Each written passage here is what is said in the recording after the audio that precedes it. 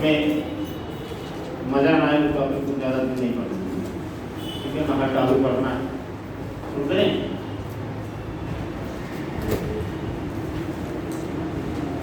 चल जाए, लेकिन आप लोग लिखिए, सब लोग अच्छा लिख रहे हैं शुरुआत से, बहुत लोगों की काफ़ी में पर्याप्त सुधार है। लोग अभी जस्ट शुरू किए हैं, उनकी काफ़ी आगे थोड़ा तक भी नहीं है, लेकिन प्रयास आपका बहुत बेहतर है, ठीक है। अगर आप निरंतर लिखते रहेंगे तो बहुत सारे सुधार लेते आ जाएंगे, ठीक है। अब इस जल्दी से सुधार आएगा तो आप 6 महीने में अपने आप को कहाँ से कहाँ पाएंगे, आप खुद अनुभव लेंगे। लेकिन इसलिए लिखना मत छोड़िए, सभी लोग अच्छा बुरा लिखते रहिए, कुछ न मिले तो ये लिखिए कि हमारे जिंदा रहने के फायदे, ठीक है। यानी अगर हम चले गए तो इस धरती में क्या क्या नुकसान हो सकता है, तो उसी को 4-5 बिंदु में लिखिए। क्यों? हाँ, तो कुछ लोग टॉपिक नहीं मिलता है कि हम लिखें क्या, तो उनके लिए है पूर्वी जेट एवं मानसून, पूर्वी जेट एवं मानसून, इसको मैंने समझा दिया था, बहुत लिखिए, आप समझते चले जाएंगे, कुछ इसमें खास है नहीं, ठीक है। कहाँ तक हम लिखवा दिए थे, कहाँ तक बजाय, इसको खत्म करें, उसके बाद फिर आगे अगला टॉपिक शुरू करें। आज 10 मिनट में खत्म हो जाए। हाँ, 32 लाख वर्ग किलोमीटर, क्या लिखे, 30 लाख वर्ग किलोमीटर है, उसके आगे लिखो ग्रीष्म ऋतु में, उसी के आगे ग्रीष्म ऋतु में जब सूर्य उत्तरायण की अवस्था में होता है,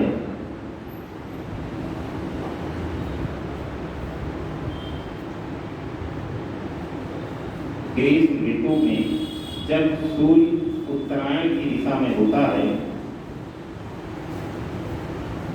तो तिब्बत का पठार, का पठार अपने आसपास के प्रदेशों से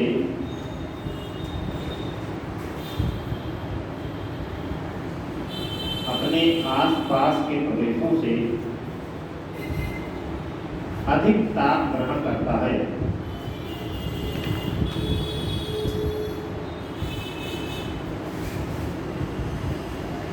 अधिक ताप प्राप्त करता है, जिससे यहाँ की चट्टानें गर्म होने लगती हैं, जिससे यहाँ की चट्टानें गर्म होने लगती हैं तथा संवहन धाराओं के रूप में बहती हैं, संवहन धाराओं के रूप में बहती हैं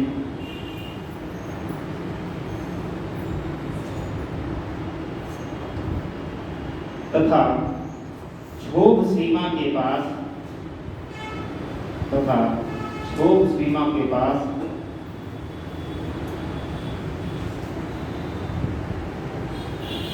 कॉरियोलिस बल के प्रभाव से, मैं लिख रहा हूँ, क्षोभ सीमा के पास कॉरियोलिस बल के प्रभाव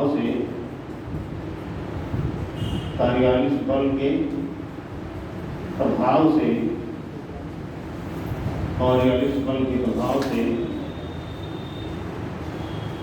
प्रतिचक्रवातीय दशा उत्पन्न होती है, प्रतिचक्रवातीय दशा उत्पन्न होती है।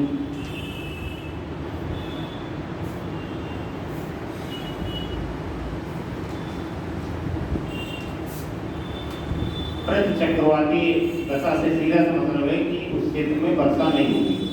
कहीं जगह प्रतिचक्रवातीय दशा उत्पन्न हो गई तो आप तुरंत अनुमान लगा लीजिए कि वहाँ के ऊपरी क्षेत्र से नीचे की तरफ वायु उतर रही है, लेकिन तो उस क्षेत्र में वर्षा संभव नहीं है, ठीक है। तो आगे लिखिए, तथा यहाँ से कुछ पवन हिंद महासागर की ओर अवतरित होती है, तथा यहाँ से कुछ पवन हिंद महासागर की ओर अवतरित होती है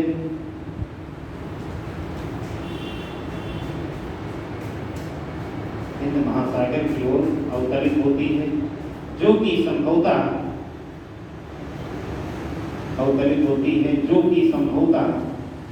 उन पवनों का स्थान लेती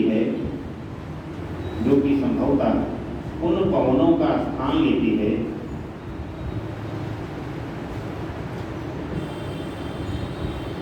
जो विषुवत रेखा को पार करके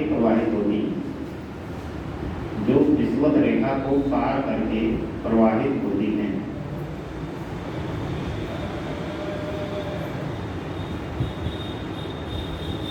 जबकि इसकी दूसरी शाखा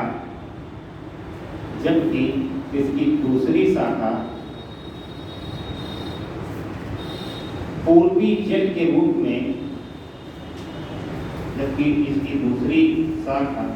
जेट के रूप में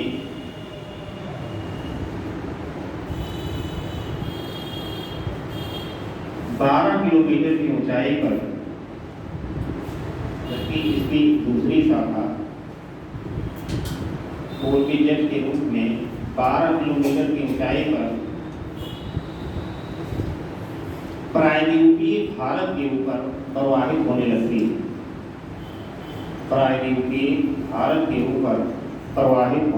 है।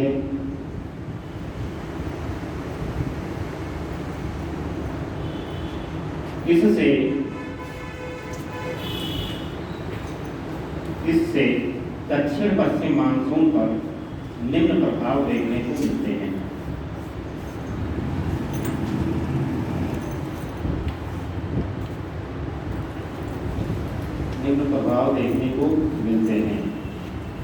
पहला प्रभाव,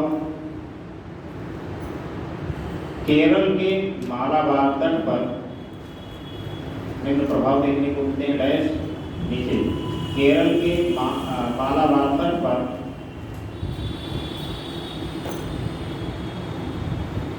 मानसून स्फूर्ति की घटना। केरल के मालाबार तट पर मानसून स्फूर्ति की घटना।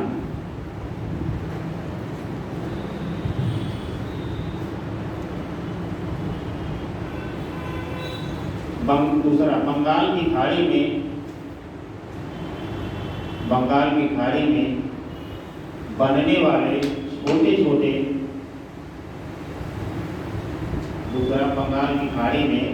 बनने वाले छोटे-छोटे चक्रवातीय अवदाबों से मध्यवर्ती मैदानों में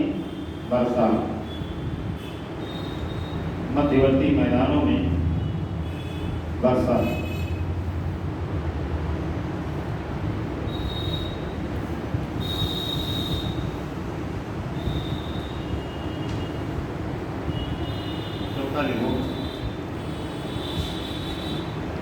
पूर्वी जेट एवं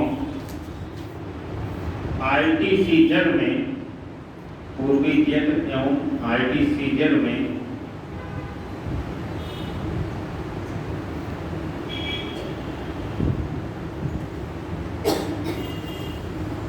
अंतरंग संबंध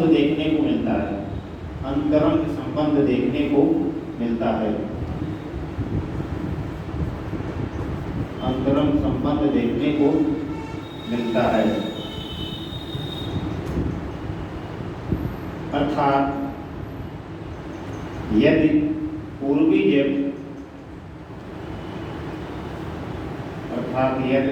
पूर्वी जेट उत्तर या दक्षिण की ओर विस्थापित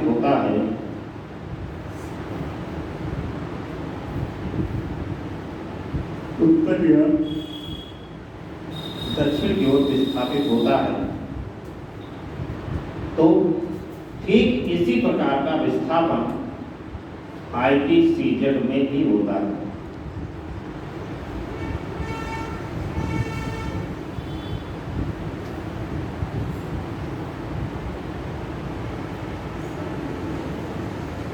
ठीक इसी प्रकार का विस्थापन आईटीसीजेड में भी होता है, जिससे कई बार मध्यवर्ती मैदानों में,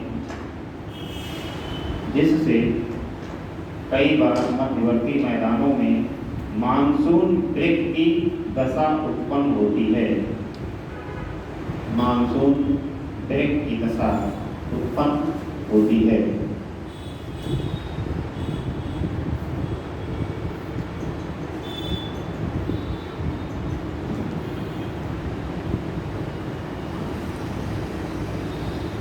चौथा लिखो, लास्ट लिखो, पैराग्राफ चेंज करके लिखोगे, मतलब डिस्कस लिखा। क्योंकि पूर्वी जेट की उत्पत्ति, क्योंकि पूर्वी जेट की उत्पत्ति का संबंध तिब्बत के पठार के उष्मन से है। क्योंकि पूर्वी जेट की उत्पत्ति का संबंध तिब्बत पठार के उष्मन से है। इसीलिए जैसे सूर्य दक्षिणायन होना शुरू होता है, जैसे ही सूर्य दक्षिणायन होना शुरू होता है, लिखो दक्षिणायन होना शुरू होता है,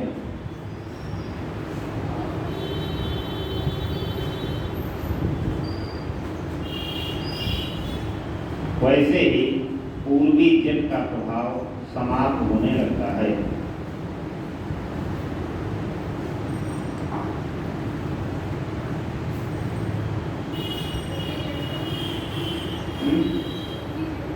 पूर्वी जेट समाप्त होने लगती है, कमजोर पड़ने लगती है, तथा मानसून का लौटना प्रारंभ हो जाता है। मानसून का लौटना प्रारंभ हो जाता है।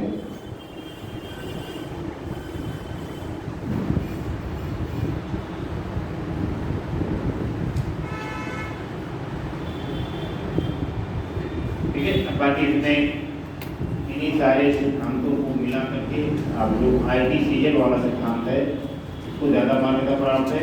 उसी तरीके एक सम्यक सिद्धांत सारे सिद्धांतों को मिला के बनाया गया है।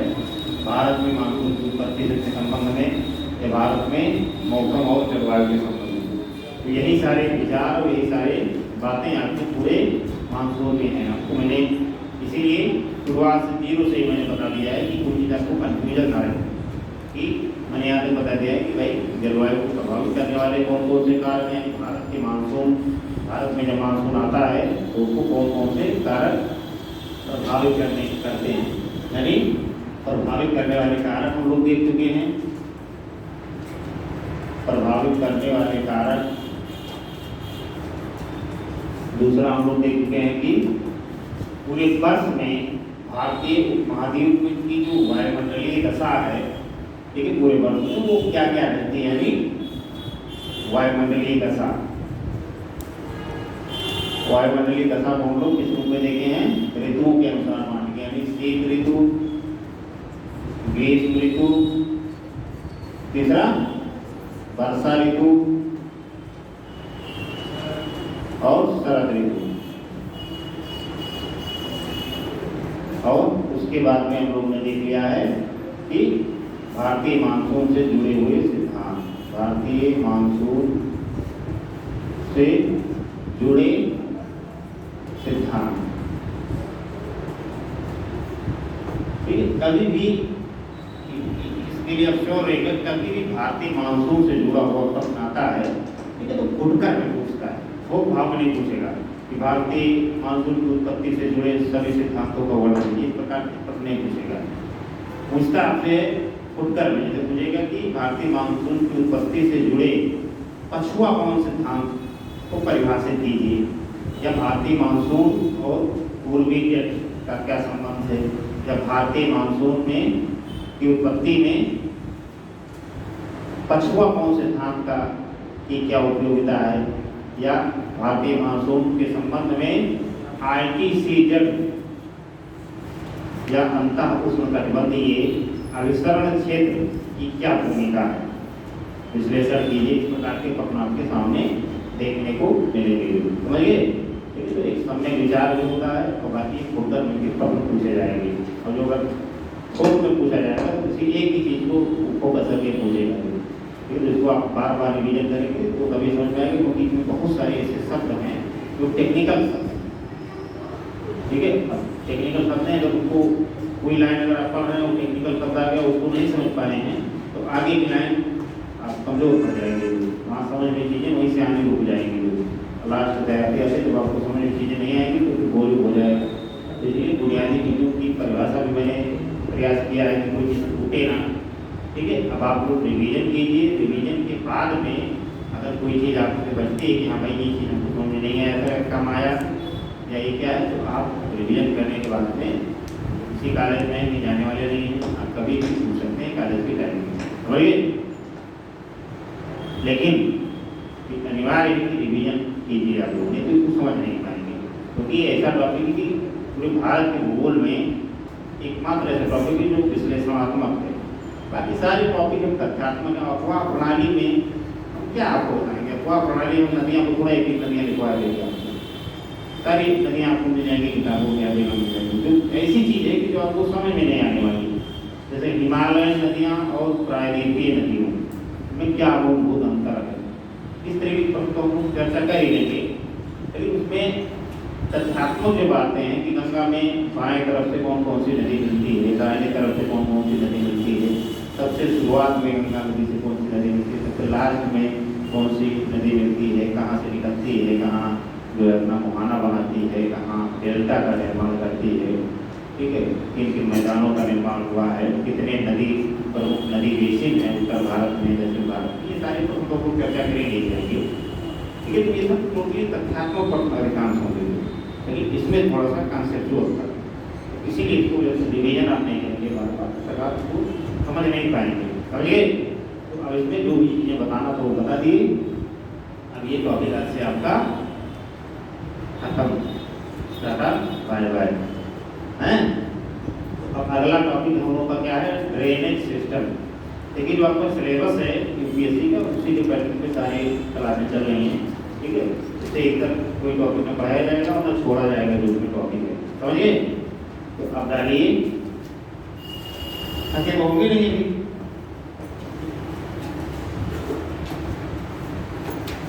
थके होंगे तो होंगे नहीं आप लोग अभी तुरंत है। हाँ तो लिखिए, अफवाह तक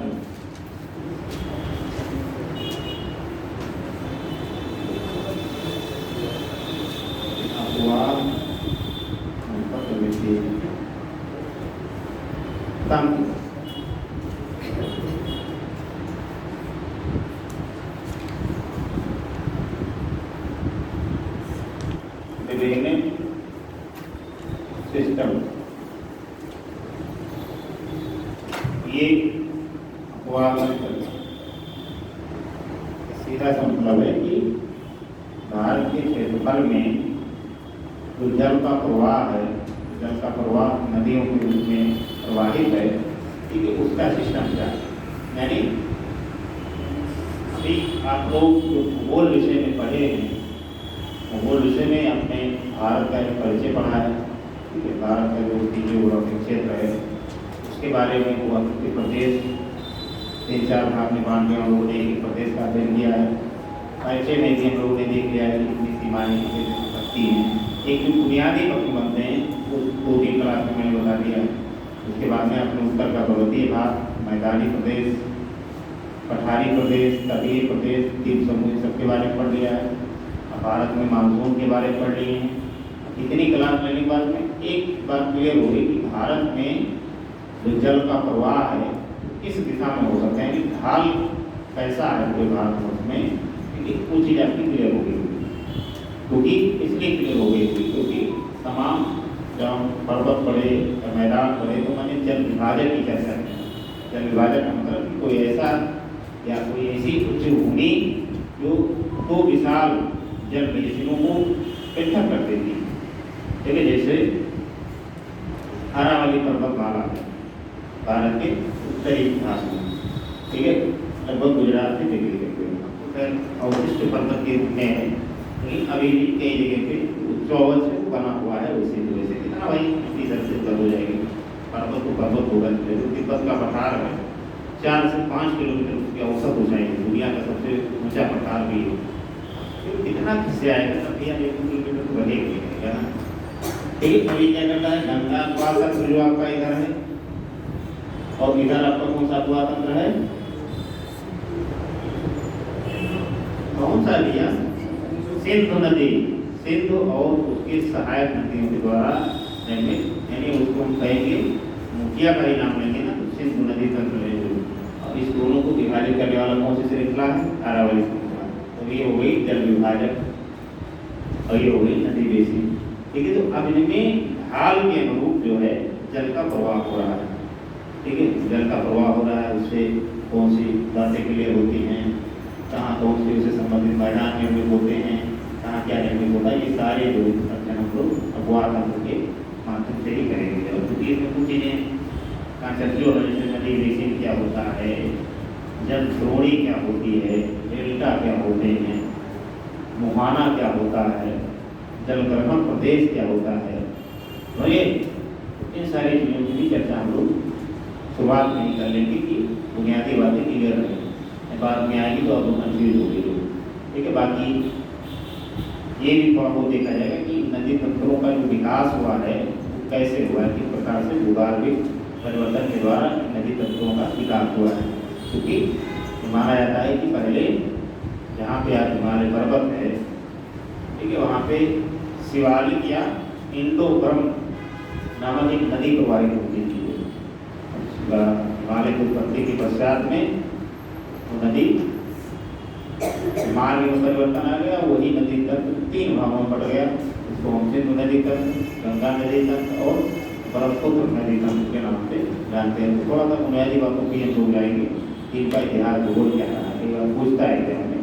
तो इन्हीं सारी बातों पर चर्चा करने के बाद हम लोग जाएंगे कि अरब सागर में कितनी नदियाँ प्रवाहित होती हैं, बंगाल की खाड़ी में कितनी नदियाँ अपना मुहाना बनाती हैं, प्रायद्वीपीय नदियाँ और हिमालयन नदियाँ, इनमें मूलभूत अंतर क्या है। बहुत सारे अंतर आपको देखने को मिलेंगे, जो है तो आपको पढ़ाया जाएगा। क्योंकि एग्जाम में आपके जो मेंस में प्रश्न बनता है इसी पैटर्न पे बनता है। ठीक है, कि वो देखना चाह रहा है कि आप भारत की ऊर्जा उसको समझ रहे हैं कि नहीं समझ रहे हैं, समझ रहे हैं तो किस रूपों में समझ रहे हैं। तो प्री के स्तर पर इस चैप्टर से जो प्रश्न बनता है मुख्य तौर पर, ठीक है, वो बनता है सहायक नदियाँ। क्योंकि सहायक नदियाँ उतना चर्चा में नहीं रहती हैं, और दूसरी चीज़ है कि छोटी छोटी नदियाँ होती हैं, लेकिन वो किसी खास क्षेत्र या प्रदेश में के वहाँ की आर्थिकी के लिए, वहाँ की कृषि के लिए बहुत महत्वपूर्ण होती हैं। या कई नदियाँ ऐसी हैं जो सीमावर्ती प्रदेश होती हैं। ठीक है, तो उनका अपना सामाजिक महत्व भी है, आर्थिक महत्व भी है, कृषि वगैरह के महत्व हो, ठीक है, उनका नाम आपसे पूछा जाता है। जो कि निम्नलिखित नदियों में से कौन सी नदी ब्रह्मपुत्र की सहायक नदी नहीं है या है। ठीक है, तो उन सब के बारे में भी थोड़ा बहुत हम लोग चर्चा करेंगे, सारी नदियों के बारे में। तो चलिए अपवाह तंत्र डाल दिए। अपवाह तंत्र क्या है?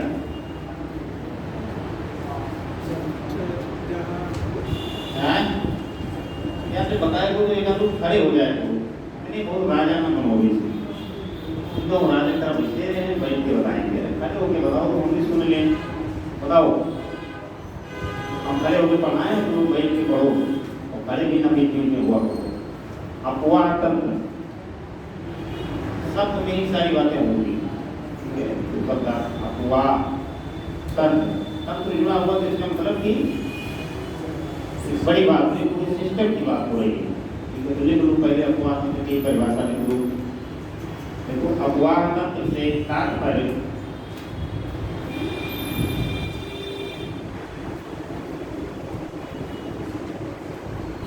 एक प्रमुख नदी, अपवाह तंत्र से तात्पर्य एक प्रमुख नदी तथा उसकी सहायक नदियों के द्वारा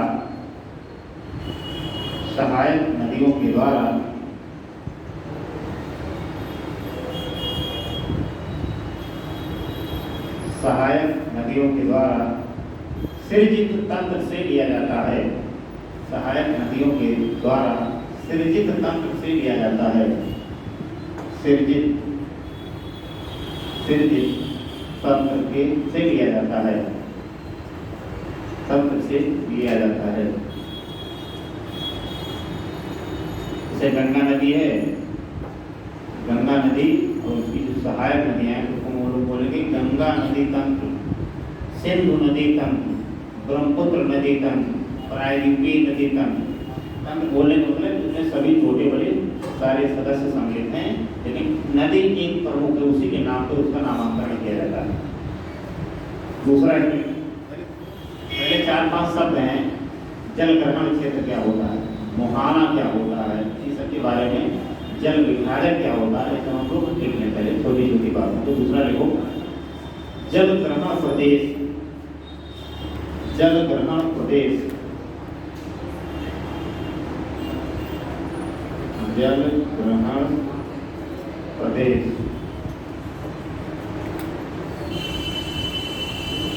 हमने ये लिखना है तो कैचमेंट एरिया, सॉरी कैचमेंट, हाँ catchment area CA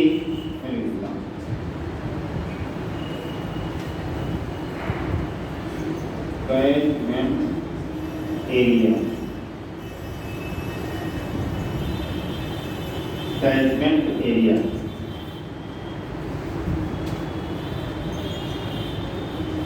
catchment area का मतलब होता है कि जहाँ से कोई भी नदी अपना जल ग्रहण करती है, ठीक है। इसीलिए 2 शब्द आते हैं, जल संभर आते हैं, एक आता है जल द्रोणी, ठीक है, नदी द्रोणी, दो सूरी। देखो एक नदी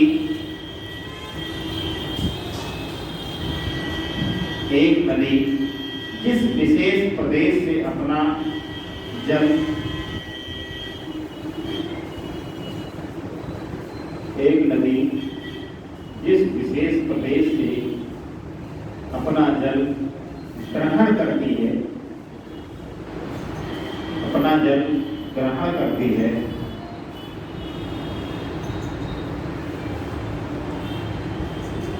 उसे जल ग्रहण प्रदेश बोलते हैं, उसे जल ग्रहण प्रदेश बोलते हैं, उसे जल ग्रहण प्रदेश बोलते हैं। बड़ी नदियों के जल ग्रहण प्रदेश को, बड़ी नदियों के जल ग्रहण प्रदेश को नदी द्रोणी, नदी द्रोणी तथा छोटी नदियों के जल ग्रहण प्रदेश को जल संभर बोलते हैं।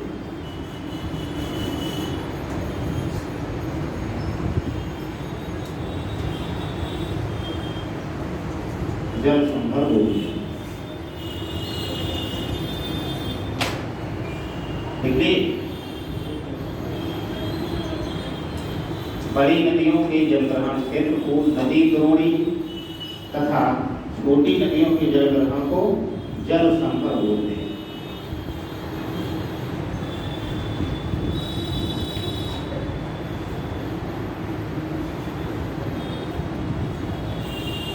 छोटी नदियों के जल ग्रहण प्रदेश को जल संभर बोलते हैं। अगला लिखो जल विभाजन, जल विभाजन।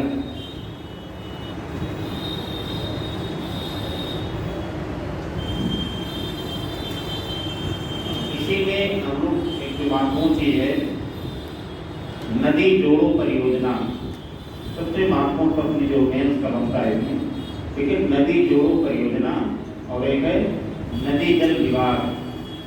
ये दो प्रश्न जो हैं ये वर्तमान के बहुत चर्चित मुद्दे रहते हैं। कई राज्यों के मध्य में कई नदी जल को लेकर विवाद रहता है हमेशा। जैसे कृष्णा नदी के जल को लेकर विवाद है, कावेरी जल विवाद है, कावेरी जल विवाद बहुत महत्वपूर्ण जल विवाद है।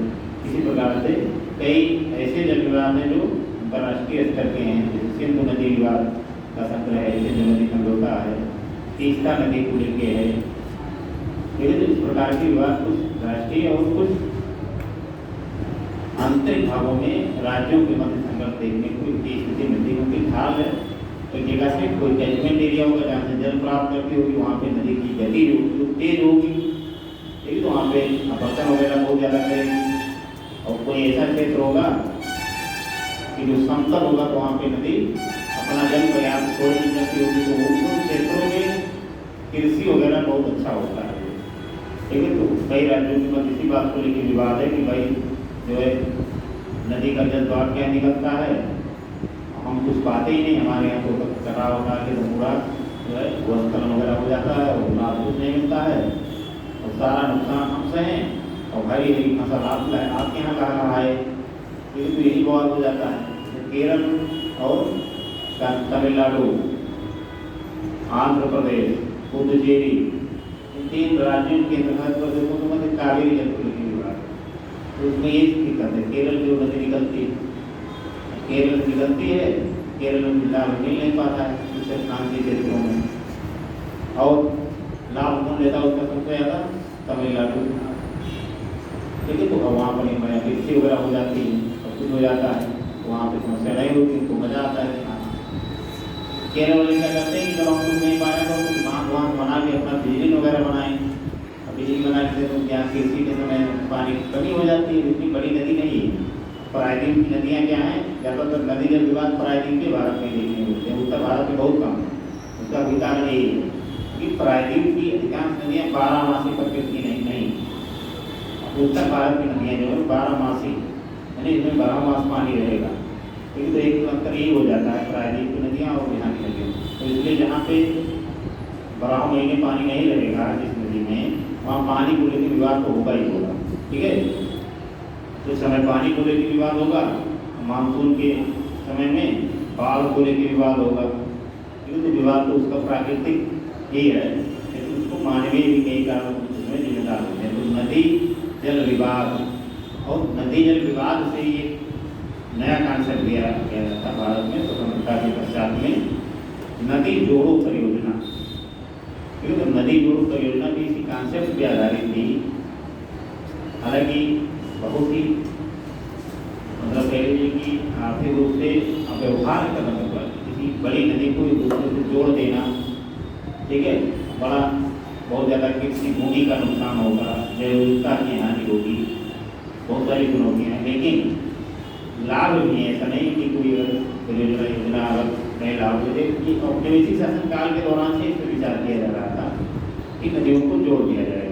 जैसे उत्तर भारत की नदियों में क्या है, पानी ज़्यादा है, तो यहाँ पे मानसून के समय बाढ़ की स्थिति रहती है,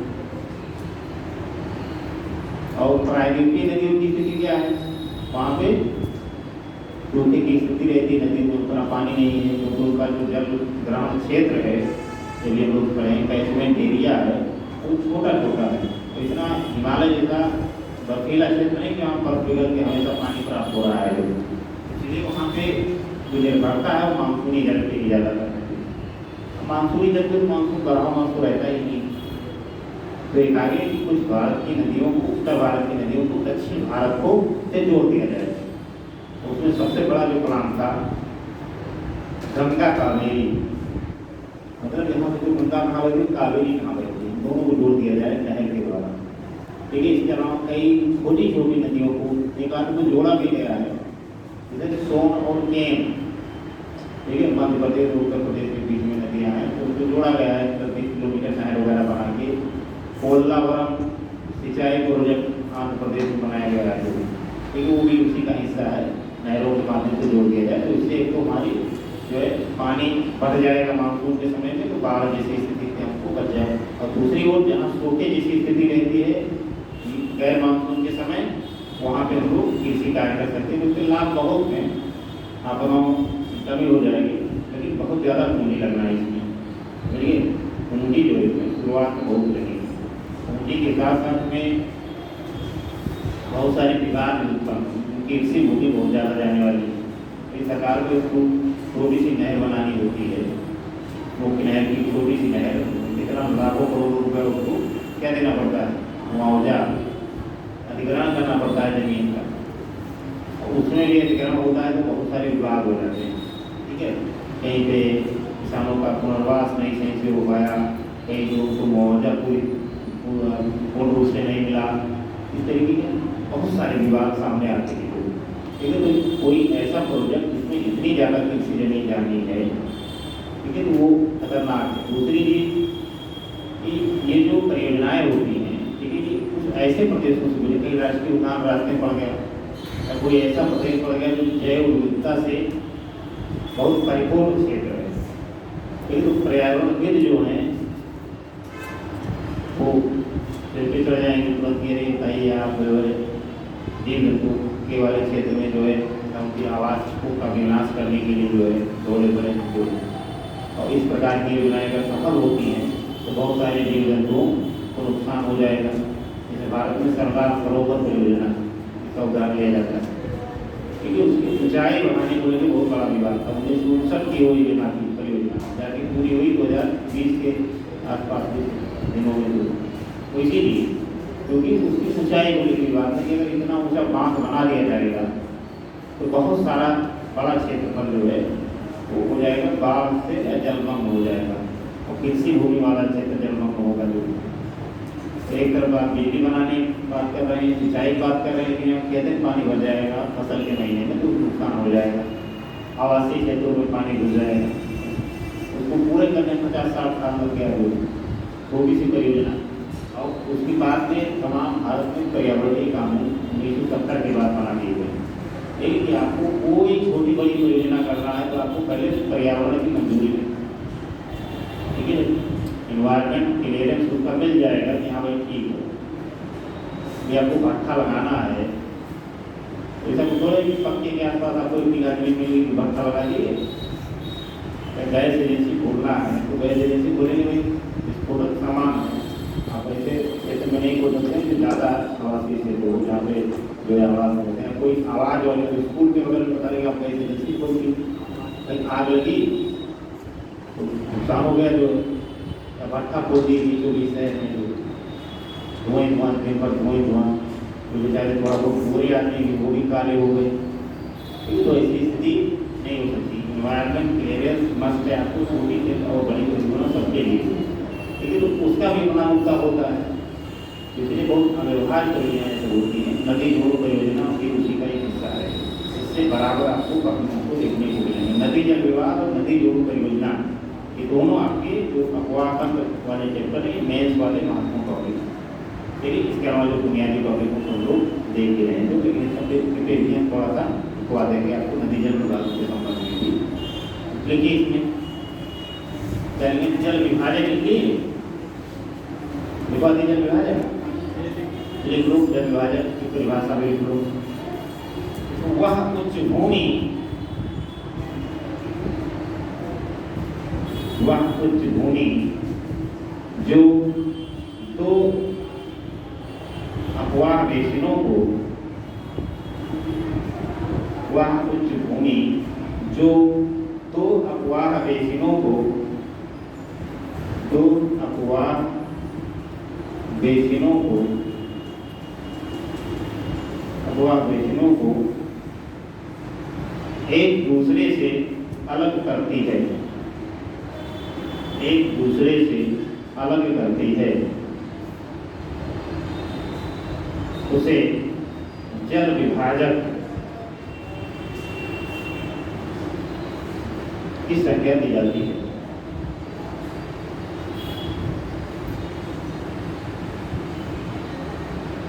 जैसे 3-4 जल विभाजक का एक उदाहरण लिख लीजिए, 3-4 जल विभाजक का नाम एक लिख लीजिए। देखिए अरावली, ऐसे सामने लिख लीजिए, इसको किसको पृथक कर रहा है, सिंध अपवाह तंत्र को गंगा अपवाह तंत्र से पृथक करता है। उसी सामने लिख लीजिए, सिंध अपवाह तंत्र और गंगा अपवाह तंत्र को पृथक करता है।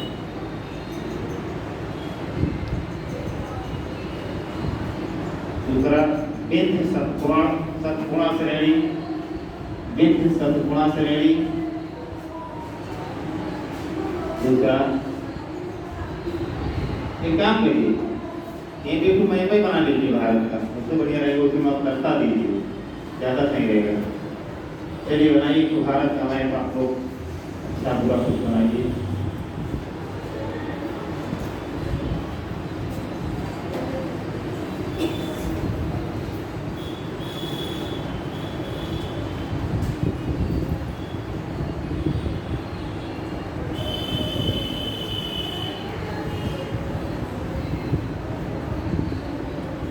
बन गया है बहुत घटिया है।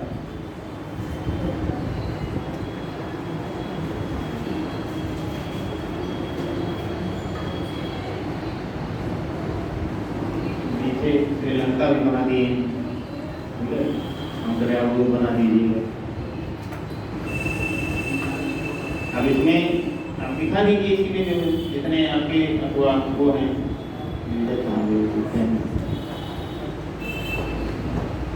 पहला आपका है, यहाँ कैसे बना दीजिए, इसका नाम क्या लिखेंगे,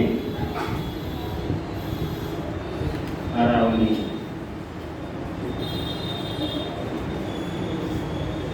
श्रृंखला। दूसरा आप लिख लीजिए विंध्य सतपुड़ा श्रेणी, विंध्य और सतपुड़ा श्रेणी। यहाँ बना लीजिए मध्य भारत में विंध्य सतपुड़ा श्रेणी। तीसरा आपका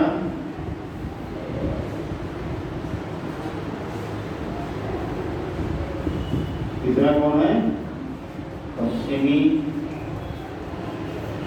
घाट पर्वतमाला।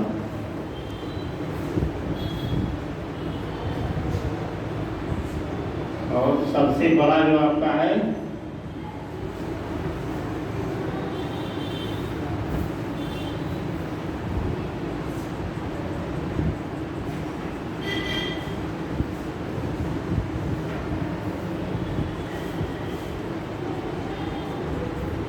हिमालय पर्वत।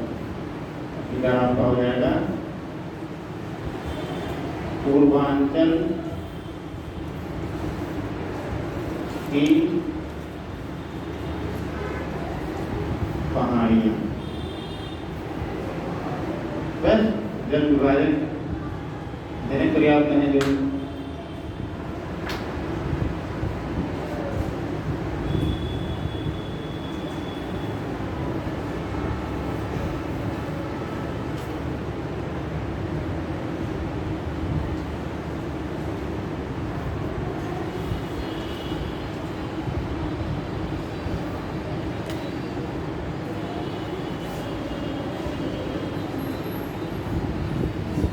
हिमालय पर्वत थोड़ा सा बड़ा जल विभाजन तो बड़ा अलग है। सबका मंत्री नाम लिख के लिखवा देंगे, यहाँ पर उसको विभाजन कर रहा है। पहला लिख लिए थे, पहला अरावली लिखवाए थे, तो अरावली के समय लिख दीजिए कि सिर्फ अफवाह तंत्र को गंगा अफवाह तंत्र से पृथक करता है, ठीक। दूसरा विंध्य एवं सतपुड़ा श्रेणी, विंध्य एवं सतपुड़ा के सामने लिख लो। टूट गया किसी का क्या, चलिए बना ही रहे हैं। हाँ तो बना लो पहले बना लो। कई लोग बहुत गुस्सा रहते हैं, ये बना रहे थे इतने ध्यान से, तुरंत बोलना शुरू किए, इतनी निर्दयी आदमी, ये नहीं सोचे कि भी बनाने समय लगेगा।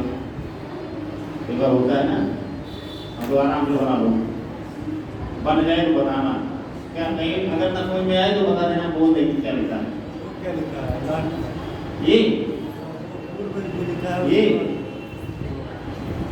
ये पूर्वांचल की पहाड़ियाँ, पूर्वांचल की पहाड़ी, इसमें सभी पर्वतमाला ही होंगी छोटे बड़े, ठीक है। वहाँ पे कौन सी पर्वतमाला है, वहाँ पे पूर्वांचल की पहाड़ी है कि नहीं, उनमें की रेंगमा पढ़े हैं कि नहीं पढ़े हैं।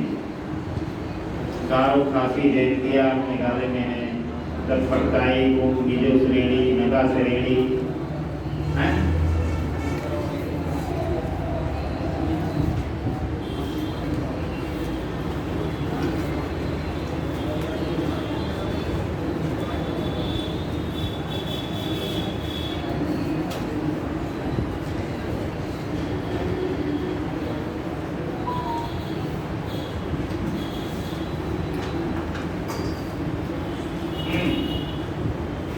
गया।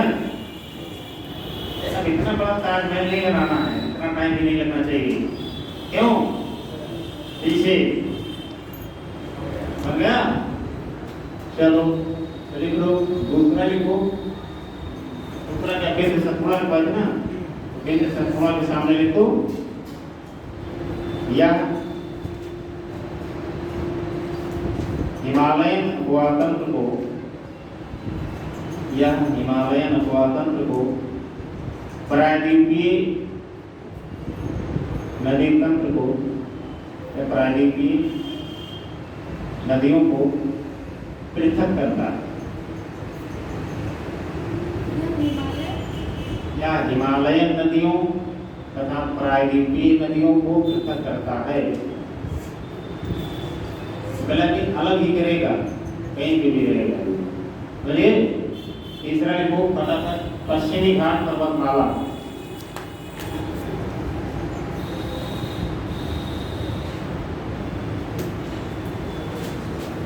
अभी देखिए इसको किसको पृथक करेगा। बोलो तेज बोलो, तुरंत पहले जोश में बोलते हो फिर तुरंत डाउन। हाँ जानते हो तो फिर मरने लगते हो लोग। कई बार जो है, कई बार चीजें जानते हुए भी नहीं बता पाते हो, कॉन्फिडेंस की कमी को कहते हैं। ठीक है, लिख लो इसके सामने पश्चिमी घाट पर्वतमाला, इसके सामने लिखो या प्रायद्वीपीय अपवाह तंत्र को दो भागों में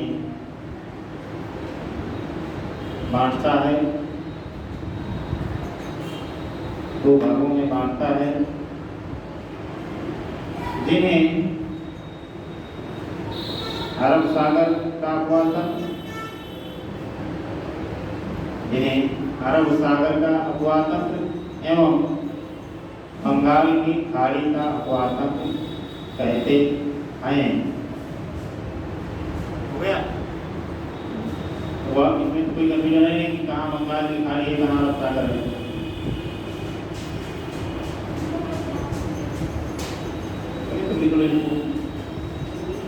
अब कौन बचा?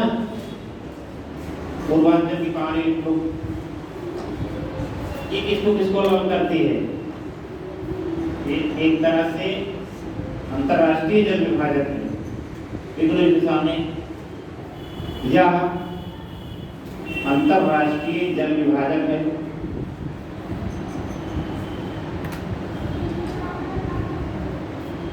क्योंकि यह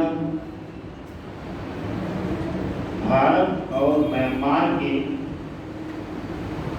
क्योंकि यह भारत एवं म्यांमार के नदियों को पृथक करता है।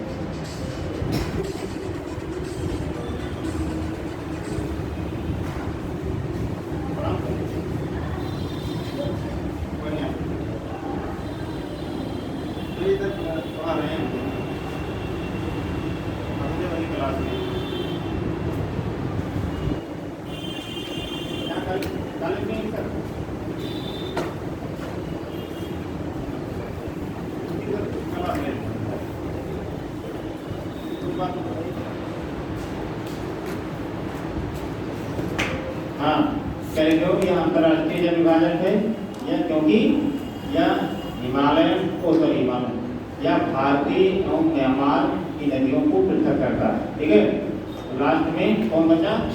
एक बच गया। देखो, महान हिमालय श्रेणी, महान हिमालय पर्वत या महान हिमालय जल विभाजक, तो देखो यह भारतीय अपवाह तंत्र को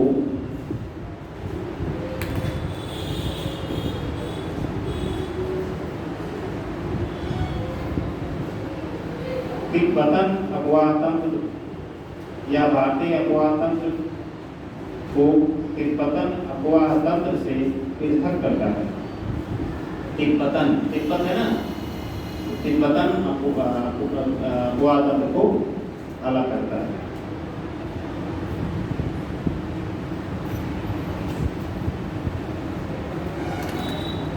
हालांकि इसी में आगे बढ़ते हैं लोग, हालांकि पार हिमालयन नदियाँ, ट्रांस हिमालयन नदियाँ, पार हिमालय नदियाँ, पार हिमालयन नदियाँ इसका अपवाद है। पार हिमालय नदियाँ इसका अपवाद है। पार हिमालय नदियाँ क्या होती हैं? अपने यहाँ पे बनता है छोटा सा प्यारा सा, ठीक है। क्या होती है पार हिमालय नदी?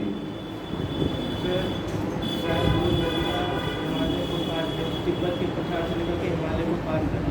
वेरी गुड, यही कर दो। शब्द में ही क्लियर है। पार हिमालय नदी, हिमालय की श्रृंखलाएं हैं उनको पार करके प्रवाहित कर रही हैं। तमाम बड़ी बड़ी श्रृंखलाओं में सरहदों के माध्यम से हिमालय के उस पार से इस पार। सतलज नदी कहाँ से निकलती है? सिंधु नदी कहाँ से निकलती है? ब्रह्मपुत्र नदी कहाँ से निकलती है? तो पार हिमालय नदियाँ के उदाहरण पूछा जाएगा कि चलिए बताइए, उत्तर का हिमालयी प्रदेश आप पढ़ लिया, अपवादों में पढ़ लिया, तो बताइए कि 2-3 नदियों या पार हिमालयन या ट्रांस हिमालयन नदियों का उदाहरण दीजिए। जो हिमालय को हम लोग बांटे थे, तो सबसे पहला विभाजन नदियों का हम क्या कहते हैं? ट्रांस हिमालय, ठीक है। ट्रांस हिमालय का मतलब ये हो गया कि जो मुख्य हिमालय के उस पार या पार हिमालय उसको ऐसे कहेंगे, ठीक है। तो उन क्षेत्रों में बहुत सारी नदियाँ निकलती हैं, तो वहाँ से उसको हम लोग पार हिमालय नदियाँ लगे लिख लो। जैसे पार हिमालय नदियाँ जैसे सिंधु, सतलज एवं ब्रह्मपुत्र।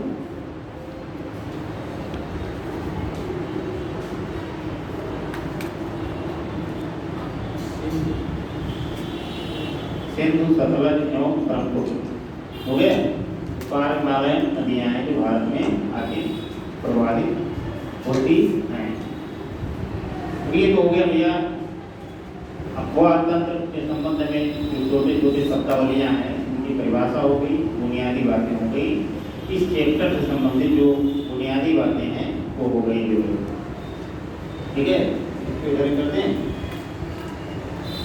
अब दूसरी जो बात इसमें हम लोग जानेंगे अपवाद तंत्र का,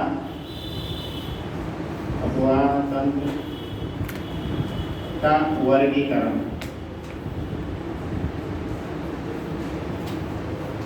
तो भारत में अपवाद तंत्र है, ड्रेनेज बेसिन है, ठीक है, उसको कई आधारों पर वर्गीकृत किया गया है। तो उसको देख लेंगे कि किस प्रकार से कैसे कैसे वर्गीकरण किया गया है। तो अपवाद तंत्र में उद्गम के आधार पर पहला वर्गीकरण हो जाएगा। तो इसी में से बना लीजिए, इसको थोड़ा और ऊपर लिखिए, जाओ करते हैं।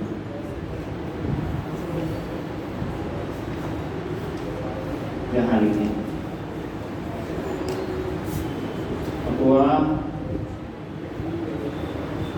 तंत्र का वर्गीकरण। ऐसा आप लोग लिख लीजिए। पहला वर्गीकरण जो हम लोग करेंगे वो करेंगे उद्गम के आधार पर, उद्गम के आधार पर। तो उद्गम के आधार पे भारत में कौन सा अपवाद तंत्र है? उद्गम नदियों का जो कैचमेंट एरिया है या जहाँ से नदियाँ निकलती हैं वो कौन से एरिया है? या तो हिमालय से निकलती है या तो प्रायद्वीपीय भाग से निकलती है। तो इसको तो भागों बांट के लिख दो, हिमालयन नदियाँ, इसको दो भागों बांट दो, हिमालयन नदियाँ, और दूसरे को लिख दो प्रायद्वीपीय नदियाँ, प्रायद्वीपीय नदियाँ। दूसरा जो विभाजन किया गया है वो किया गया है भैया अपवाद बेसिन के आधार पर। अपवाद पढ़ ले जाओगे आप लोग जो लिख रहे हैं, अपवाद बेसिन के आधार पर। अपवाद बेसिन के आधार पर यानी कि क्षेत्रफल के आधार पर मूल रूप से कौन सी बड़ी नदियाँ हैं, कौन सी छोटी हैं, कौन सी मध्य में, मूल बात यही। तो अपवाद बेसिन के आधार पर नदियों को हम लोग 3 भागों में बांट के देखते हैं। पहला लिखेंगे बड़े अपवाद बेसिन वाली, पहला, बड़े अक्वा बेसिन। बड़े अक्वा बेसिन का मतलब इनका क्षेत्रफल जो है 20,000 वर्ग किलोमीटर से अधिक हो, यानी 20,000 वर्ग किलोमीटर से अधिक बड़ी क्षेत्रफल वाली। तो इसमें यहाँ पे 20,000 वर्ग किलोमीटर से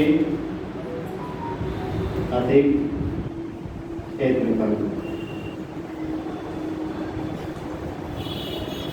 और भारत में इस प्रकार की 14 नदियां, जो बड़े 20,000 वर्ग किलोमीटर क्षेत्र से ज्यादा होगा वह क्षेत्र बड़ा है, तो देखो ये बेहतर 14 नदियां। दूसरा इसमें एक मिनट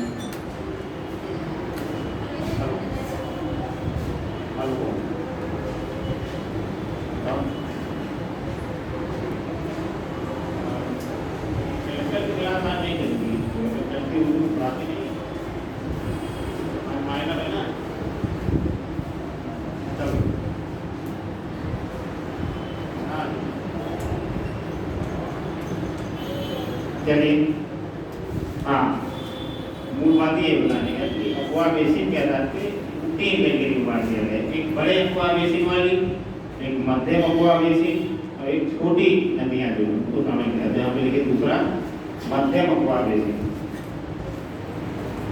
मध्यम अक्वा बेसिन। अभी 14 में थोड़ा सा बड़ी नदियां शामिल है, जैसे गंगा, यमुना, महानदी, कावेरी, कृष्णा, कावेरी, गोदावरी, ये सब नदियां जो है इसमें ब्रह्मपुत्र, सिंधु, सतलज, ये सब बड़ी नदियां इसमें शामिल है। 14 नदियों की जो, यानी जिसका जो क्षेत्रफल है वो 20,000 वर्ग किलोमीटर से अधिक है। दूसरे में मध्यम आकार की नदियां हैं जिनका क्षेत्रफल 2,000 से 20,000 वर्ग किलोमीटर के मध्य में है। तो यहाँ पे लिख दो क्षेत्रफल 2,000 से 20,000 वर्ग किलोमीटर तक हो। तो इस तरीके की 44 नदियां हैं भारत में। मध्यम आकार या छोटे आकार की, छोटे या लघु आकार की, छोटा कुछ नहीं, ठीक है, लघु आकार।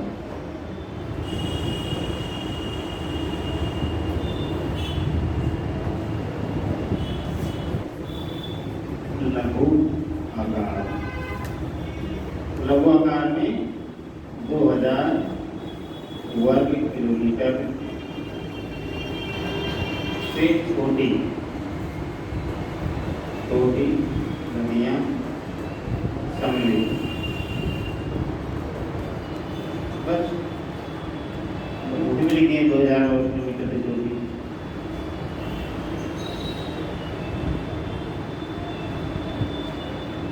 ठीक है, तो उद्गम के आधार पे हो गया, अक्वा बेसिन के आधार पे हो गया, और तीसरा और लास्ट में जो विभाजन किया गया है वो किया गया है जल विसर्जन के आधार पर। तो जल विसर्जन जो होता है पढ़ने में आ जाएगा आप लोगों के अकेला है, जल विसर्जन के आधार पर। इसको भी 3 भागों में बांटते हैं, लेकिन छोटा छोटा भाग है, कोई दिक्कत नहीं। पहला, जो कुछ ऐसी नदियां हैं कि जो हिमालयी क्षेत्र से जल प्राप्त करती हैं और बंगाल की खाड़ी मिलती हैं। कुछ ऐसी नदियां हैं कि जो प्रायद्वीपीय भाग से भी जल प्राप्त करती हैं और बंगाल की खाड़ी मिलती हैं। कुछ ऐसी नदियां हैं कि जो दोनों से जल प्राप्त करती हैं और कहाँ गिरती है, अरब सागर में। जिसको हम लोग 3 भागों में बांट देंगे। पहला अरब सागर का, अरब सागर, अरब सागर दूसरा बंगाल की खाड़ी, बंगाल की खाड़ी, ठीक है। और तीसरा लिख लीजिए आंतरिक, आंतरिक कुआं, इसमें लिख लीजिए कौन सी ऐसी नदी है कि जो इन दोनों जगहों पे नहीं विसर्जित होती, ना तो अरब सागर में गिरती है, ना तो बंगाल की खाड़ी में गिरती है। और ये तो भारत के सारी नदियों के मुहाना बनाने की प्राइमरी स्थान है। या तो अरब सागर में नदी जाके अपना मुहाना बनाएगी, अब या तो फिर बंगाल की खाड़ी में गिरेगी, इसके अलावा तीसरा कोई विकल्प ही नहीं है। लेकिन कुछ नदियाँ ऐसी हैं कि जो आंतरिक भागों में सूख जाती है। सिर्फ लूनी नदी मैंने पढ़ाया था, लूनी नदी क्या है, राजस्थान के क्षेत्र में जो है अरावली के गाँव से निकलती है और कच्छ केरल में जाके विलीन हो जाती है। तो आंतरिक अपवाह तंत्र में इसी छोटी छोटी नदियाँ दो चार आपको मिल जाएंगी, तो यहाँ पे लिख लीजिए आंतरिक अपवाह तंत्र। तो यहाँ पे लिख दीजिए उदाहरण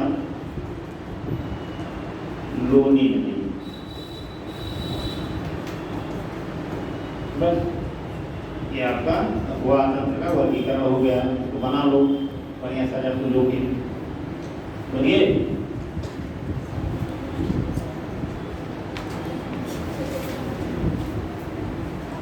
अभी सब पढ़ने दिमाग में नहीं लग रहा होगा, खाली खाली महसूस कर रहे होंगे आपको, हैं? उसमें आएगी सीटेट, सिक्सवाइगा, सिक्सवाइगा, में दिमाग में बढ़ाया था, तो खाली बना लेना है आपको, समझ लेना, समझ गए ना? तो समझा दें एक बार फिर, समझा दें, पूछेंगे इससे संबंधित प्रश्न आप लोगों को, लेकिन इसलिए कह रहे हैं कि ये ना कह रहे हैं कि सब पता ही नहीं समझा है। आगे आपको समझें,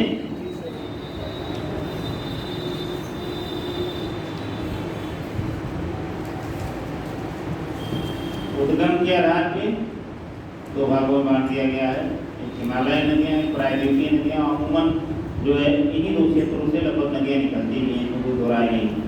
ठीक है, अब प्रायद्वीपीय नदियों को मतलब प्रायद्वीप कोई पर्वत नहीं है, प्रायद्वीप में कई छोटे छोटे पर्वत है, पश्चिमी घाट पर्वतमाला है, पूर्वी घाट पर्वतमाला है, सतपुड़ा श्रेणियाँ हैं, ये सब चीज़ें हैं ना। और तो अब इन्हीं सारी श्रृंखलाओं से बहुत सारी नदियाँ निकलती हैं। बाकी दूसरा जो स्रोत है वो हमारे पास 12 नदियों का है, वो हमारे पास हिमालयन अपवाह तंत्र है।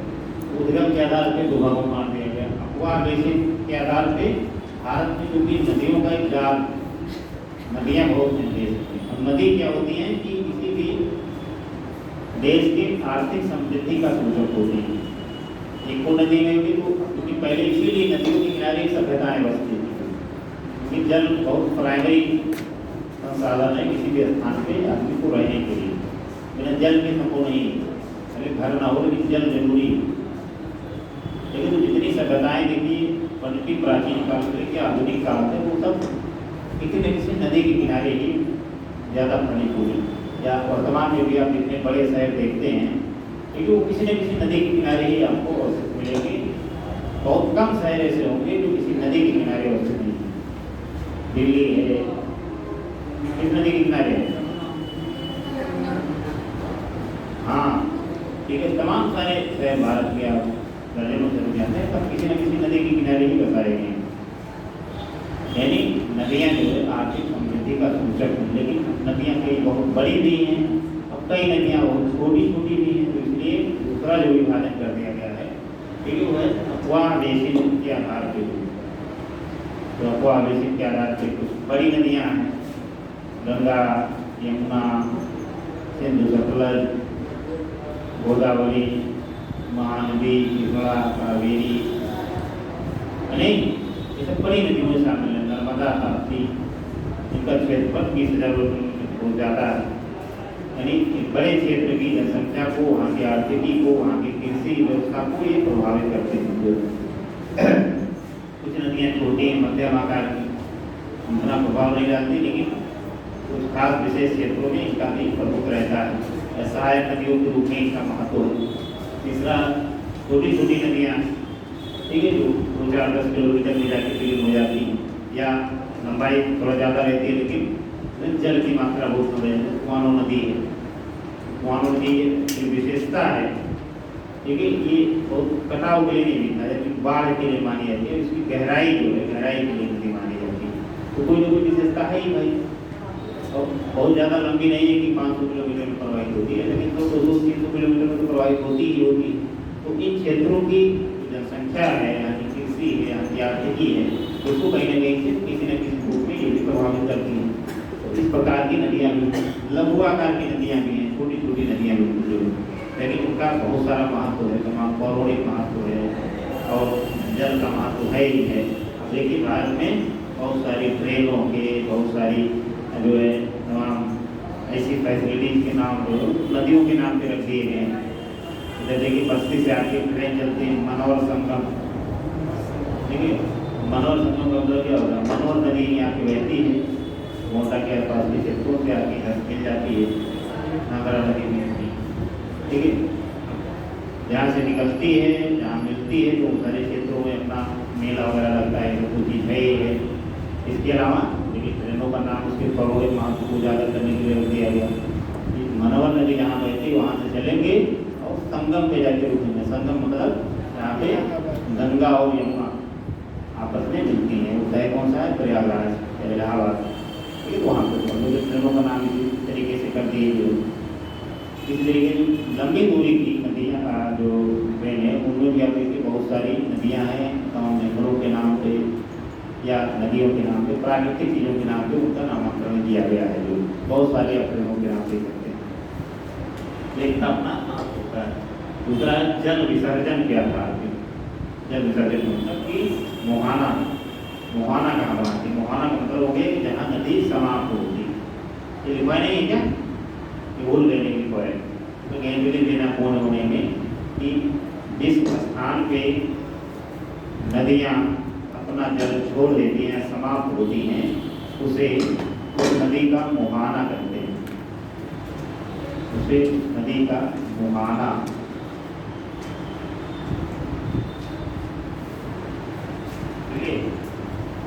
लिख लो बगल में, मूर्त के ना लिखा करो, पूरा जगह होगा छोड़ के लिखा करो कि कोई चीज़ अगर बाद में भी पता चले, आप लोगों को रिवीजन करते समय पता चले, तो आप उसमें उसको हिस्ट्री कर लो, रिवीजन के समय को आपको लाभ देगा। और तीसरा आपका जल विसर्जन के आधार पर तो आप जान ही रहे, यही 3 जल विसर्जन भारत में। तीसरा को जबरदस्ती बना दिया गया है। लूनी कोई इतनी बड़ी नदी नहीं है, लेकिन क्योंकि अपवाद के रूप में ये नदी है, तो इसीलिए उसको जो है हम लोगों ने अलग से बना दिया, आंतरिक अपवाद। आंतरिक क्षेत्रों में निकल के आंतरिक क्षेत्रों में ही डूब जाए, ना तो ये प्रायद्वीपीय क्षेत्र से निकल रही है, ना तो हिमालय से निकल रही है। निकल कहाँ से रही है? अरावली की श्रृंखलाओं से। और डूब कहाँ रही है, खत्म कहाँ हो रही है, मुहाना कहाँ बना रही है? कच्छ केरल में। क्योंकि आंतरिक क्षेत्र में निकल के आंतरिक क्षेत्रों में अपना मुहाना बना रही है, तो इसलिए तीसरी श्रेणी हम लोग बना दिए हैं आंतरिक अपवाद की श्रेणी। तो यही आपके जो अपवादन है उसका वर्गीकरण है, ठीक है। एक एक करके हम लोग इसमें कुछ नदियों का विवरण देखेंगे। तो पहला जो उद्गम के आधार पर वर्गीकरण है, प्रायद्वीपीय नदियाँ जो हैं, सॉरी हिमालय नदियाँ, ठीक है, तो उसका वर्गीकरण यही करिए।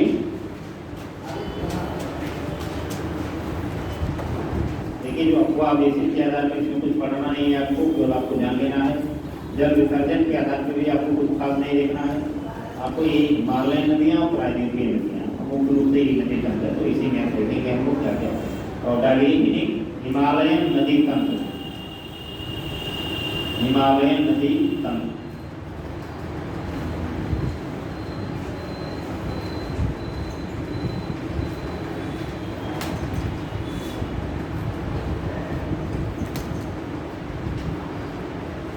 हिमालय हम लोग जो प्राकृतिक प्रदेश पड़े हैं में देखें, तमाम सारे दर्रे, तमाम सारी श्रृंखलाएँ, ऊंचाई के मामले में भी हिमालय पर्वत का कोई जो है विकल्प नहीं है, ठीक है। और हिमालय पर्वतमाला कौन सा ओलावृष्टि होने वाला है, ठीक है। तो हिमालय पर्वतमाला जो है एक उसका महत्व इस रूप में भी माना जाता है कि वहाँ से उत्तर भारत के क्षेत्रों में तमाम सदा नीरा नदियाँ निकलती हैं, जो कि बहुत ही महत्वपूर्ण है। जो तो हिमालयन नदी तंत्र को थोड़ा सा देखेंगे कि कैसे इनको उत्पत्ति हुई, तो देखो इसको थोड़ा सा देखो। किसी भी प्रदेश के अपवाह तंत्र के विकास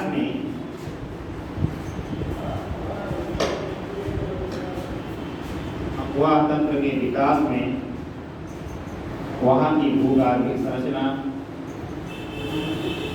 वहाँ के विकास में अपवाह तंत्र के विकास में वहाँ की भूगर्भिक संरचना, चट्टानों की प्रकृति,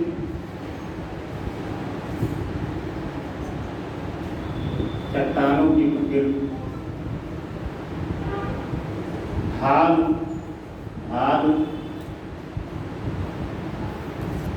तथा प्रवाहित जल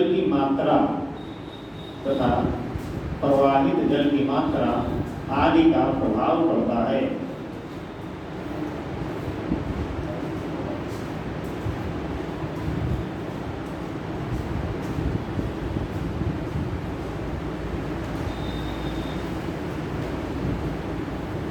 ये माना जाता है कि हिमालय यहाँ पे आज स्थित है, वहाँ पे पहले पंजाब से लेके असम तक के क्षेत्र में नदी प्रवाहित होती थी।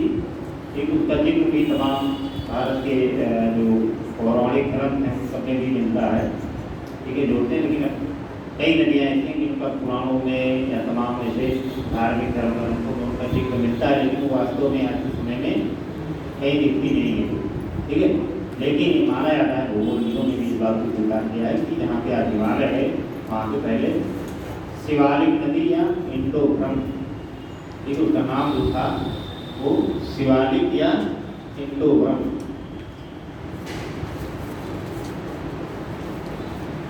शिवालिक या इंडो-ब्रह्म नदी इस नाम की नदी बहती थी। माना जाता था कि यहाँ से बहती थी और सिंध की खाड़ी में, यानी माना जाता है कि जहाँ पे वर्तमान में सिंध नदी अपना मुहाना बनाती है, ठीक है, तो वहाँ तक समुद्र था और वहीं सिंध की खाड़ी में ये सारी नदियाँ जाती विलीन हो जाती थी, मुहाना अपना बनाती थी। ठीक है, देख लो इसको।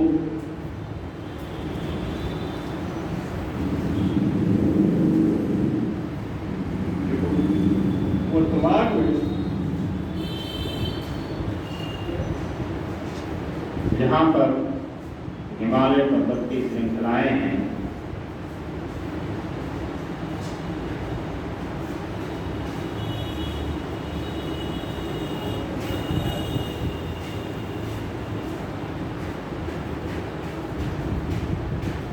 वहाँ पे इंडो-ब्रह्म या शिवालिक नदी प्रवाहित होती थी। वहाँ पे इंडो-ब्रह्म या शिवालिक नदी प्रवाहित होती थी, जो कि पूर्व में असम से लेके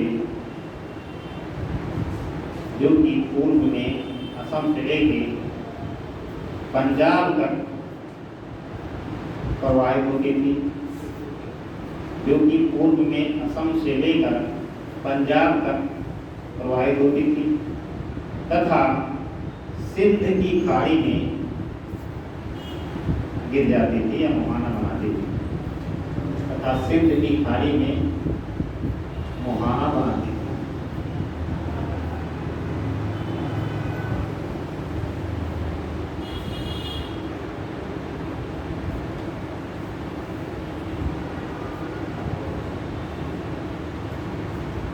इस तथ्य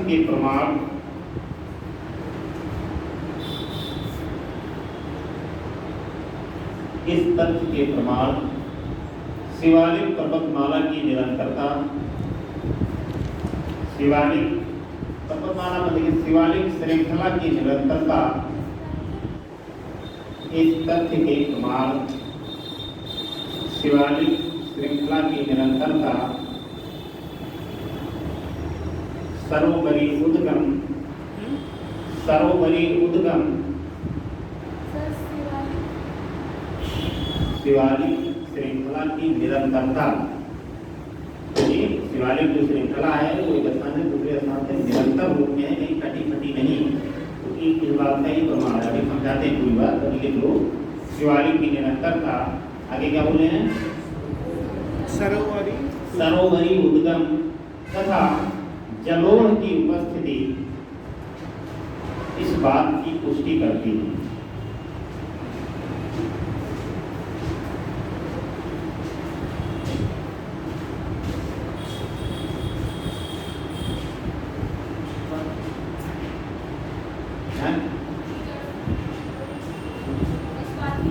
इस बात की पुष्टि करती है, यानी ये माना जाता है कि जलोढ़ की उपस्थिति इस प्रकार से इस क्षेत्र में पाई जाती है। ठीक है, तो जलोढ़ किसी नदी के आसपास के क्षेत्र में ही पाया जाएगा। दूसरा, शिवालिक की पर्वतमाला है, माना जाता है कि वो शिवालिक नदी की एक में या शिवालिक श्रृंखला जो है, ठीक है, तो वो पंजाब से लेकर असम तक निरंतर रूप में है, कहीं पर ब्रेक नहीं है उस श्रृंखला में जो। ठीक है, दूसरा ये तथ्य माना जाता है। तीसरा तथ्य हम लोगों ने लिखा है सरोवरी उद्गम, तमाम छोटी छोटी नदियां जो हैं शिवालिक के क्षेत्रों से क्या करती हैं, निकलती हैं जो। तो ये तीन बातें जो है भूगोलविद भी इस बात को प्रमाणित करते हैं कि हाँ ऐसा रहा होगा।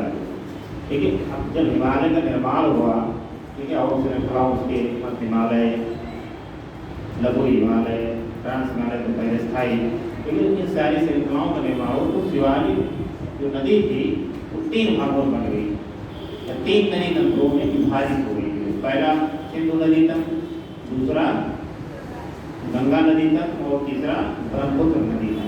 तो माना जाता है कि हिमालय के उत्थान के क्रम में जो ये नदी थी, ठीक है, इसके तल में, इसके ढाल में, ठीक है, यहाँ की चट्टानी संरचना में, इन सब में परिवर्तन के कारण तीन नदी तंत्रों में विभाजित हो गई, जो कि वर्तमान में हमारे सामने है। ठीक है, तो कोई देखो, हिमालय के निर्माण के क्रम में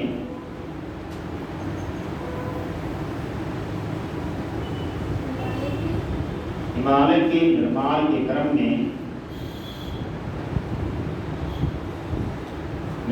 क्रम में पश्चिम में पोद्वार बेसिन, पश्चिम में पोद्वार बेसिन, पश्चिम में पोद्वार बेसिन, पोद्वार बेसिन ये आपका वर्तमान में पाकिस्तान और अफगानिस्तान में पड़ेगा। ठीक है, पोद्वार बेसिन तथा अरावली पर्वत के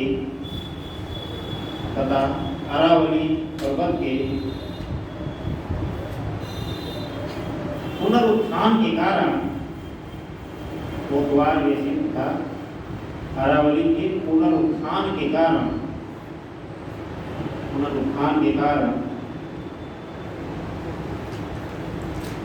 इंडो-ब्रह्म या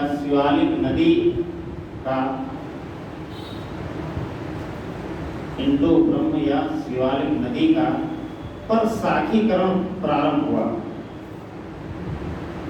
इंडो-ब्रह्म या शिवालिक नदी का परशाखीकरण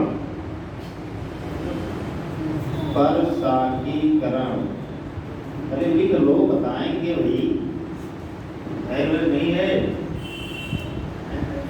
मैंने बताया धैर्य की बहुत ज्यादा जरूरत है इस एग्जाम में, एकदम पार कर लिया इंटरव्यू मर जाओगे। ठीक है, हाँ, धैर्य बताते हैं। परशाखीकरण मतलब इस शिवालिक और इंडो-ब्रह्म नदी थी वो कई भागों में बढ़ गई। ठीक है, परशाखी शाखाओं में बढ़ जाना सीधा बात है। अपने आप तक हो जाता है, पता नहीं चलता, वहाँ से मिलेगा दूसरी बात है। ठीक है, खैर हमको मना के रखना चाहिए सारी चीज़ों को, एक शब्दों को हम बताएंगे, कोई शब्द छोड़ेंगे नहीं। मैंने माना जाता है कि ये नदी को तीन शाखाओं में परशाखीकरण प्रारंभ हुआ। अगली बात भी पूरा कर लिए, जिससे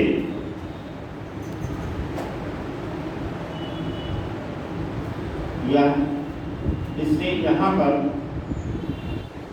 तीन नदी तंत्रों का विकास हुआ। पहला सिंधु और उसकी सहायक नदी तंत्र। 3 नदी तंत्रों का विकास हुआ। पहला सिंधु एवं उसकी सहायक नदी, दूसरा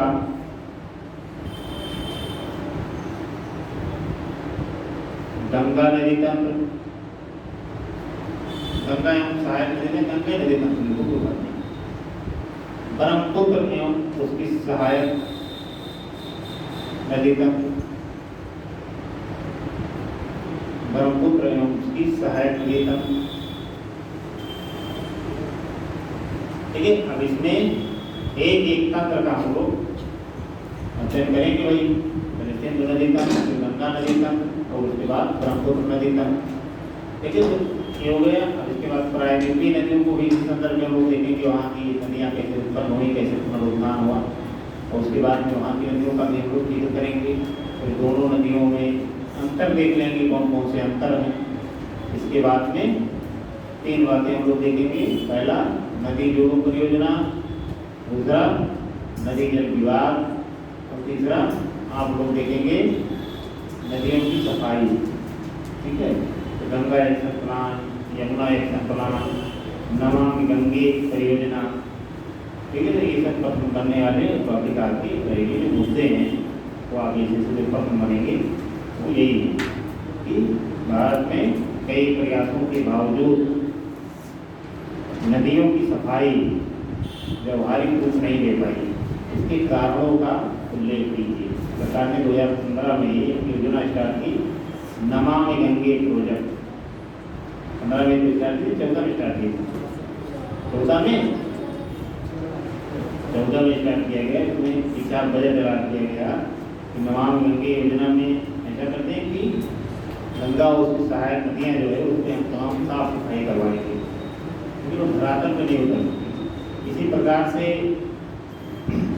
सफाई के लिए पूर्व में भी गंगा नदी के लिए, यमुना नदी के लिए गंगा एक्शन प्लान बनाया गया, गंगा नदी बेसिन अथॉरिटी बनाई गई, यमुना एक्शन प्लान 1993 में बनाया गया। लेकिन फिर भी भारत में जो नदियों की सफाई है वो पूर्ण रूप से व्यवहारिक रूप नहीं ले पाई, या योजना सफल नहीं हो पाई जो अपेक्षा थी। ये प्रश्न आपसे बनेंगे कि यह क्यों नहीं सफल हो पाई। अगर वर्तमान सरकार की असफल परियोजनाओं में आपसे पूछा जाए कि सरकार की पूरी असफल परियोजनाएं बनाई बताइए, या जो अपनी जो उसके लक्ष्य थे उसकी पूर्ति में सहायक नहीं होता। ये योजना इसी प्रकार की बनी थी, सांसद आदर्श ग्राम योजना।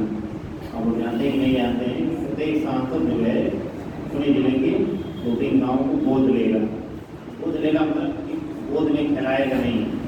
ठीक है, गोद लेने मतलब हो गया कि वहाँ पे जो विकास के काम है, ठीक है, उसको वो प्राथमिक तौर पर करवाएगा। प्राथमिक तौर का मतलब हो गया कि एक मॉडल विलेज के रूप में उसको विकसित किया जाएगा। यहाँ सड़कें, नाले निर्माण, सरोवर, स्कूल, चिकित्सा सुविधा, ये जो बुनियादी सुविधाएं उसको उपलब्ध करवाएगा। और वहीं से आसपास के गांव वाले भी बाद में प्रेरणा लेंगे, बाद के गांव वाले भी प्रेरणा लेंगे। तो धीरे धीरे जो विकास है वो बढ़ जाएगा और सारे गाँव का विकास हो जाएगा। 5 साल में 15 गाँव का विकास वैसे हो जाएगा। 15 गाँव जहाँ विकसित होंगे उसके आसपास के गाँव के क्षेत्रों में भी वहाँ की तरह विकास होगा। मॉडल विलेज के तौर पर या मॉडल ग्राम सभा के रूप में ये विकास होगा। लेकिन अब हुआ क्या, आधे सांसद लोग गोद लेगी। ठीक है, आधे सांसद गोद और गोद लेगी तो अपनी किसी खास आदमी के गाँव को गोद लेगी। यदि आपने प्रतिनिधित्व देती कि गाँव में एक गाँव है और वोट ज़्यादा मिला है, पता लगा कि वही काफ़ी खा के कुछ हुआ ही नहीं। इसलिए एक असफल परियोजनाओं में ये भी सांसद आदर्श ग्राम योजना। तो आपको मूल रूप से कई सारे बिंदुओं में जो प्रश्न बनने हैं के एग्जाम में वो यही सबसे बनेगी। नदी जल जोड़ों परियोजना, नदी जल विवाद और नदियों की सफाई। तो ये इसको हम लोग देखते हैं। कल हम लोग शुरू करेंगे यहाँ से प्रायद्वीपीय नदी तंत्र के उसके बारे में बात कर लेंगे। और उसके बाद में गंगा नदी तंत्र को अलग से, सिंधु नदी तंत्र को, ब्रह्मपुत्र नदी तंत्र को, ये सबको हम लोग लिखवा देंगे। ठीक है, कुछ लिखवा देंगे अलग से। अब आप लोग प्रश्न बोले थे वो लेके आओ। पुराना है, पुराना है। पुराना है। जरूर आप हमारा शायद पत्र होगा। हाँ भैया एक प्रश्न अपना उत्तर ले लो तुम लोग। डॉक्टर कह रहे हैं हरिओम से कौन है भैया? ले लो ले लो अपना। और सलोनी गुप्ता, सलोनी कहानी इतनी मेहनत से जिनका नाम याद कर पाए तो यही कहा बनी है, नहीं है ना? चलो और उनका कितना सहेली होगी कोई है? सलोनी कौन जानता है? हमारे नहीं है, कोई नहीं जानते, जानना चाहिए। करिश्मा कौन? करिश्मा करिश्मा और ये किसका है? आराध्या श्रीवास्तव। बाकी जमा कर लो, बाकी आती है आज नहीं देते हैं, नहीं देते तो लोग जाते हो अपने मन से जो लिख के लाना वो लिख के लेना, नहीं को दे दें दे दें। आज का पसंद दे दो, ये दो काफी आप जो कल वाली जो नहीं दी एक और है। आकांक्षा पांडे कौन है? आकांक्षा पांडे आप हैं? चलो ठीक आकांक्षा पांडे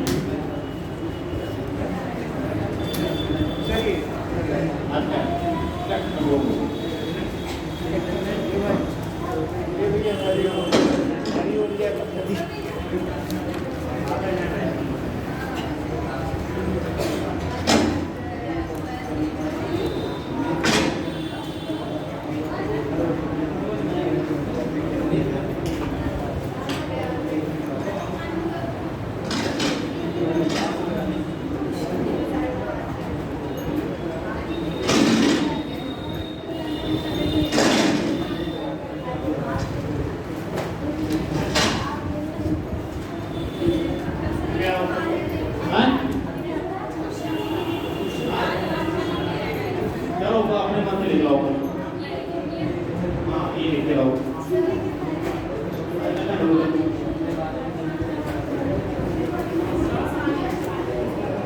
चल नहीं आता क्या? हाँ तो दे दो कोई ले आओ इकट्ठा करके घर ले आओ।